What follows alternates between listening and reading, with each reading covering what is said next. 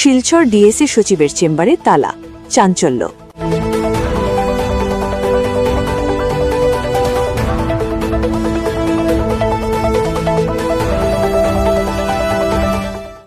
দপ্তরে সচিবের কক্ষের দরজায় কর্মকর্তাদের তালা ঝুলিয়ে নোটিশ লাগানোর ঘটনা শিলচর জেলা ক্রীড়া সংস্থার প্রশাসনিক মহলে গুরুতর প্রশ্ন তুলে দিয়েছে। এমন ঘটনা অত্যন্ত বিরল এবং এটি দপ্তরের ভিতরে গভীর অসন্তোষ ও শৃঙ্খলার ঘাটতির ইঙ্গিত বহন করে বলে মনে করছেন শহরের জনগণ। শিলচর ডিএসএ কার্যালয় কাছাড়ে ক্রীড়ার বিকাশ ও মানদণ্ড উন্নয়ন সহ প্রশাসনিক সিদ্ধান্তের অন্যতম কেন্দ্র। সেখানে এ ধরনের অচলাবস্থা তৈরি হলে তার সরাসরি প্রভাব পড়ে সাধারণ মানুষের উপর।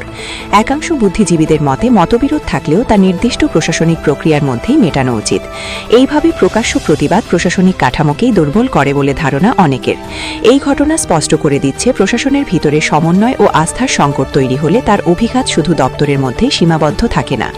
এখন দেখার বিষয় শৃঙ্খলা ফেরাতে শিলচর ডিএসএ কর্তৃপক্ষ কী পদক্ষেপ নেয়।